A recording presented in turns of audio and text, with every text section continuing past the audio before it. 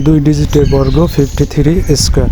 প্রথমে 3 স্কয়ার যদি করি, 3 স্কয়ার করলে হবে 9 বসবে। তারপরে 5 3 স্কয়ার সহ 2 অর্থাৎ 5 3 2 30 0 বসবে।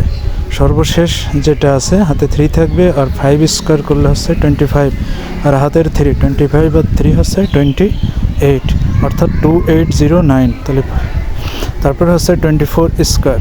তাহলে 4 স্কয়ার করলে কত হবে? 4 স্কয়ার করলে 16 6 হাতে 1, তারপরে 2 4 2 2 4 2, এই তিনটা যদি আমরা গুণ করি তাহলে হবে 16, এবং হাতে 1 ছিল, 16 আর 1 17 7 বসেছে, 17 7 বসেছে, হাতে 1 আছে। তারপরে সর্বশেষ হচ্ছে 2 স্কয়ার করলে 4 এবং হাতে 1, তাহলে 4 আর 1 5।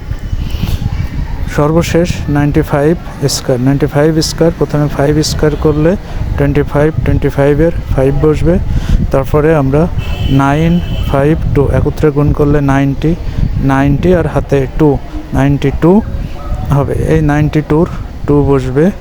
এবং সর্বশেষ 9 স্কয়ার করলে হবে 81 9 স্কয়ার করলে কত হবে? 81 আর হাতে 9, 81 আর 9 হচ্ছে 90, অর্থাৎ 9025 স্কয়ার করলে 9025।